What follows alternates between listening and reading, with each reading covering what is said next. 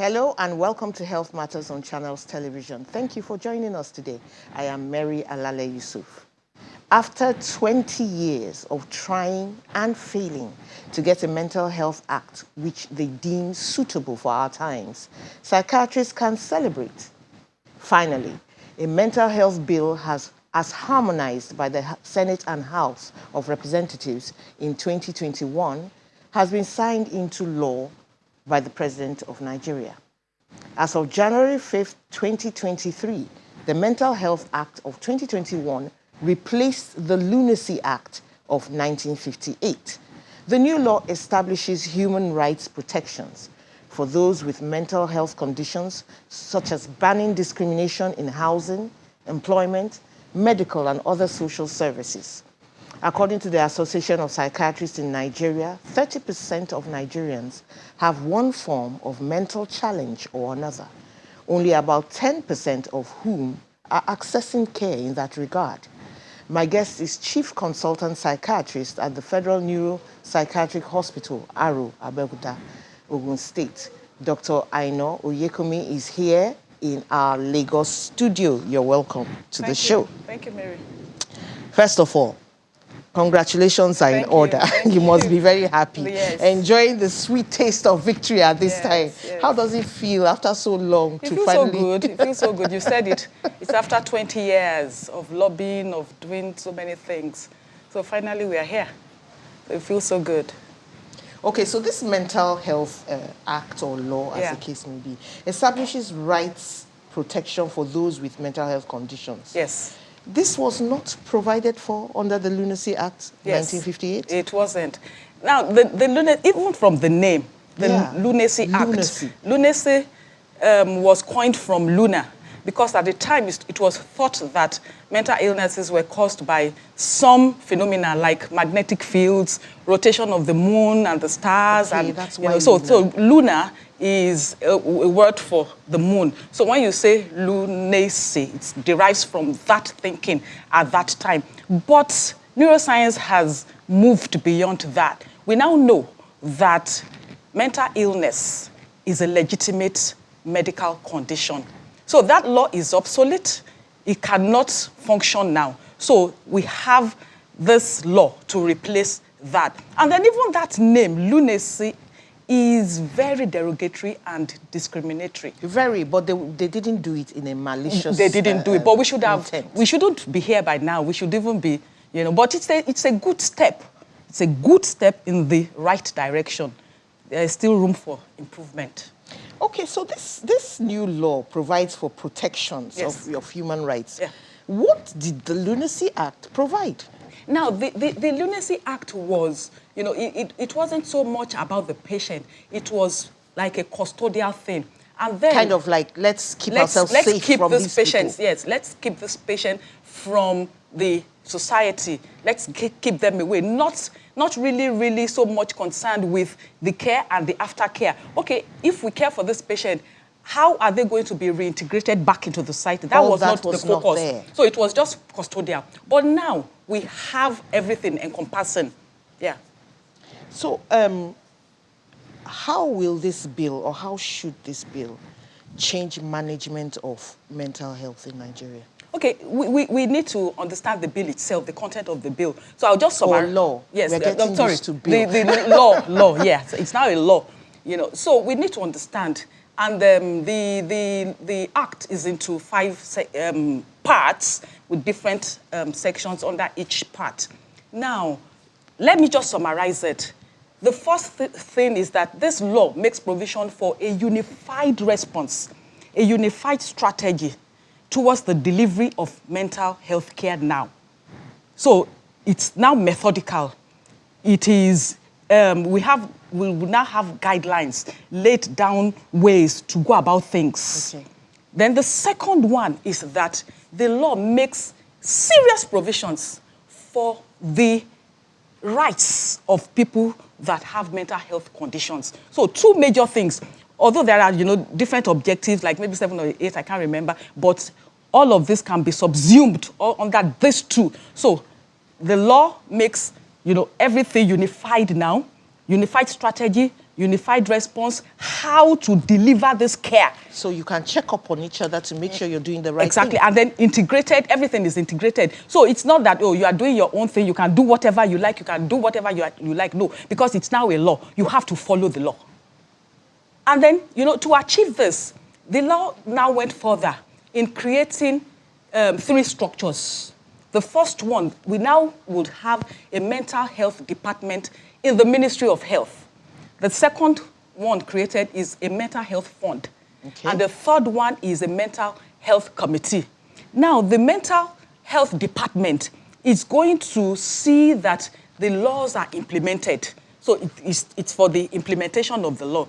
And then it's going to formulate policies. Like a legislation all on their own? It cannot make legislation because it's not a commission. Okay. It's a department. But it can formulate policies and seek for the approval. The initial one, when we were still lobbying, the initial one was to create like a commission, but we didn't get that. It's a department. So they will formulate policies, that would now facilitate, how to get proper mental health care, how to implement all these things. And then they would also facilitate research. Research is everything.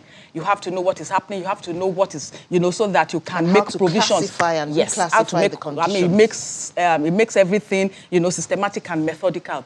And then one good thing about this law is that people think it's only for the mentally ill. It's not only for the mentally ill.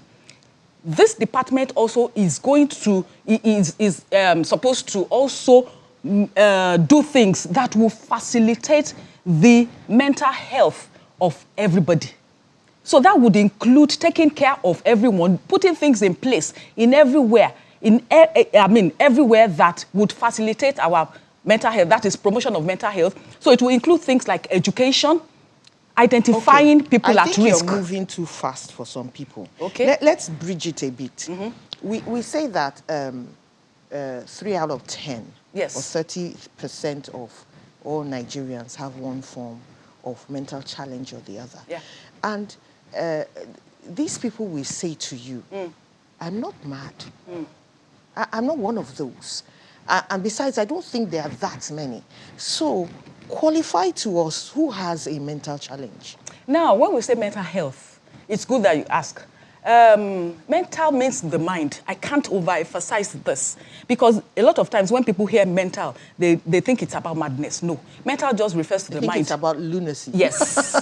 And then your mind is that part of your brain that helps you to think well, to have the right emotions, to be able to coordinate your emotions, to be able to control yourself, to be able to think well, and to be able to have the right behavior so that interact. Yes, so that you can interact well, so that you can be productive, so that you can cope with changes, so that you can adapt. You can do the right things when you are faced with challenges in life. So mental health is about your productivity. It is about you being able to function as a human being, thinking to every single person. Thinking in ways that facilitate, making the right choices and decisions. So your mental health is thinking, feeling, having the right emotions, and behaving in ways that will facilitate all these things that I have mentioned. That is just what mental health is. Like you, Mary, it's your mental health that you are using here to function as a journalist or as what your role in this establishment.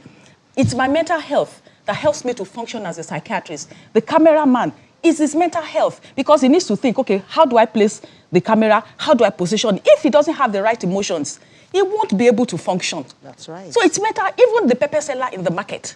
The pepper seller needs to think about, okay, where do I get my stock from? Where do I get it cheaper? How do I price these goods? How do I woo my customers? All these things, you are thinking. Every day we are thinking, we are making decisions and choices. And these decisions... saying that 30% of Nigerians are not doing They are not able to do these things well. So every day we make choices and decisions which would now determine how our lives are lived. It will determine the trajectories of our lives.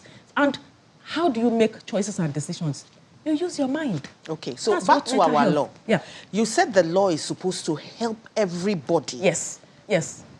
Function well. Yes. And have these mental capacities properly executed. Exactly, yes. So aside from catering to the mentally ill, the law also stipulates that the department must come up with ideas, must create things that will promote the mental health of Nigerians. And that would include identifying people that are at risk, educating people like drug education in schools, identifying, people that are at risk, including maybe out-of-school children, people that have experienced disasters, catastrophes, people that have experienced any trauma, like people in the IDP camps, yes. People, that have flood victims, any type of experience that is traumatic. So this law is also about preventive mental health.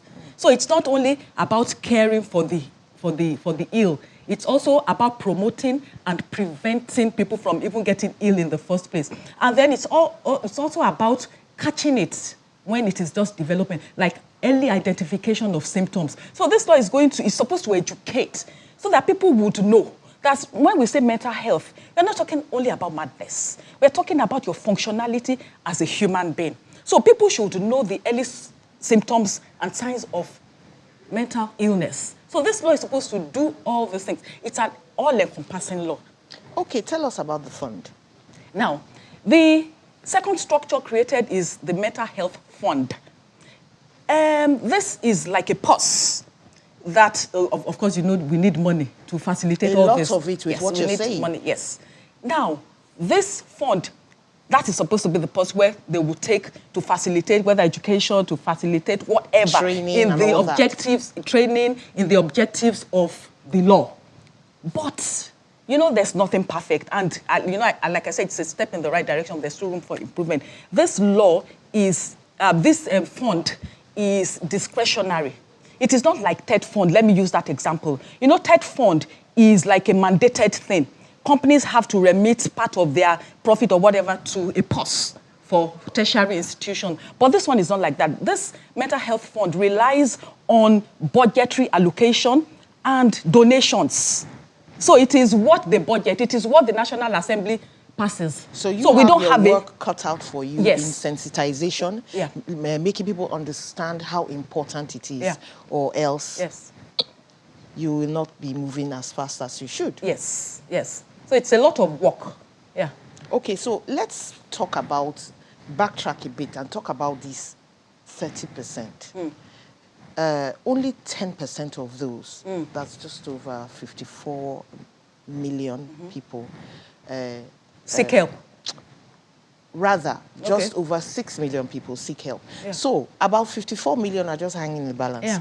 So how are these people coping? What's happening with them? Now, the reason, we should know the reason so that we can apply the right measures. The reason is because mental health is a field of health that is highly stigmatized. Because people don't understand it. I mean, look at the act, the previous act, lunacy. So who wants to be associated with that? So we have a lot of secrecy. We have a lot of misperceptions when it comes to mental illness. So when people are ill, they would rather hide or go to places that they consider is less discriminatory. So instead of people coming to a psychiatrist or going to a psychiatric hospital, they might go to the pastors or to the imams, to the clergies, believing that, my problem is spiritual or it's not a medical thing because of that gross misperception. So that is one reason why a lot of times people don't get the treatment that they deserve. And then the second thing is that even when people know that, okay, what I have is a mental illness, they don't even know where to go. They don't know what to do. So we need a lot of education. We need a lot of sensitization. And this law is supposed to, accommodate all this and make sure that we get to the promised land. Welcome back. It's Health Matters on Channels Television, and we're talking about the new mental health law.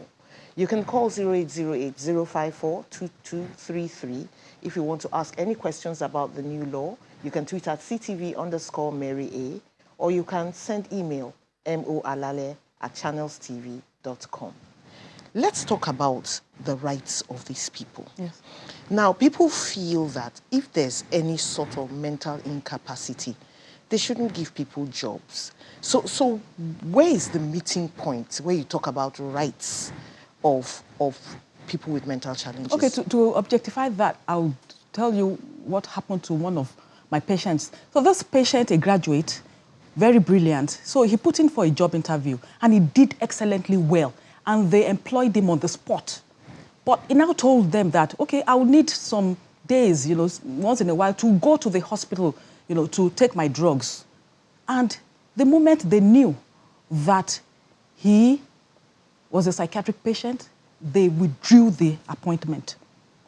So if we had this law at that time, we would have appealed to the committee.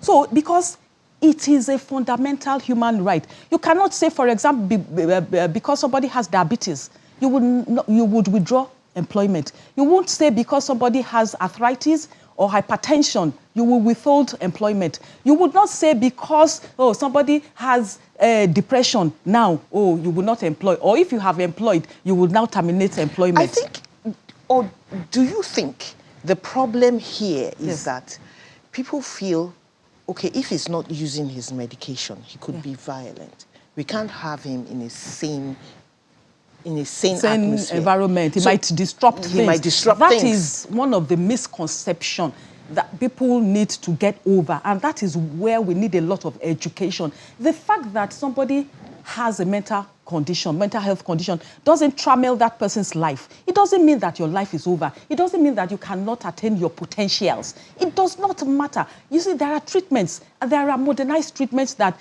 you see, mental illness. Can these treatments be used for every single type of mental health? Yes. Such that they can be employed? Yes, as long as you comply with your treatment. And we have different treatment modalities. It might not even be drugs. We have psychotherapy. There are different treatment modalities. So it's not only about drugs. It is just for the patient to comply with what the doctor says. Okay, so there would be the argument now that if we have to give this person time, all the time to go get his medication or to go and have some therapy with his psychiatrist, we're going to be losing money. Why don't we just employ somebody who doesn't have all these problems? No, the law now makes provision for that. Because if somebody is hypertensive, the person needs to see the cardiologist at certain times. So the person will still have to tell them at work that, I have a clinic on so date. I mean, health and illness are part of our existence as human beings. So whether I have mental illness or physical illness, it shouldn't matter. The same respect, the same dignity you give to somebody who has a physical illness applies to somebody who has a mental illness. Okay, so let's talk about this scenario also. How about somebody, because I have heard of quite a few, who refuse to comply with their medication? That is a different thing. It is, you see, the same principle applies. I mean, if you have hypertension and you don't comply, you have a stroke, you would be sacked because you cannot function. So we are talking about, doing the right thing. So there shouldn't be any demarcation. There shouldn't be any preferential treatment. There shouldn't be any discrimination, And you shouldn't say, because I know that this person is a mental patient, patient, yes, I don't want the person to live in my house. A landlord cannot say, pack out of my house. You cannot do that. As long as the person is paying the house rent, and then you cannot abuse. It's not disruptive. You see, I want to correct a notion. People think that the mentally ill patients are disruptive, they are violent. Researchers have shown that they are not. It is even the other way around. They suffer violence from other people. Other people abuse them. That's the stigma showing. Yes. So other people abuse them. And this law also caters to that. You cannot beat, you cannot flog a mentally ill person for whatever reason. And we see a lot of all these so-called treatment centers that do exactly this. They chain them, they torture them because of the belief. Some people still believe that mental illness is caused by a demon spirit. So that when you now flog that body, the demons will be forced to evacuate that body. That is a flawed idea. Even some churches do it. They flog. I have seen a patient that was flogged and she lost an eye. Wow. Because she was flogged in the eye. Okay, let's talk about something else, which, is staring me in the face now.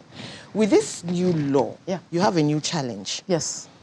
People, hopefully, will begin to understand that they can seek care for the smallest of mental challenges. Not just, he's trying to jump into the river or Exactly, something. exactly. Something like, I'm stressed. I'm not sleeping well. I'm not sleeping well. I'm not eating I feel well. depressed. Yes. So it's going to expand your clientele, so to speak. Yes. And now you will have the problem of capacity building. I know where you're going to. Yes. Yes. What are you going to do? Well, let's take Christopher first before we tackle that. Hello, Christopher.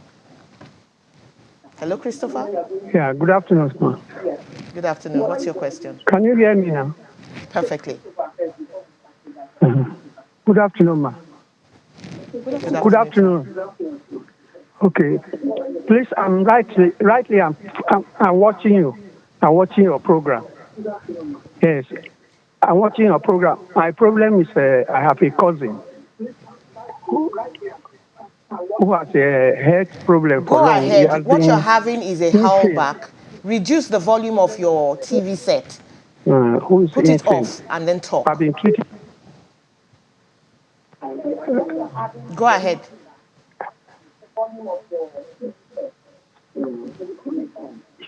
Hello, Christopher. I should reduce it. Go ahead and talk. Okay. So we have been treating this boy for a long time. Hello?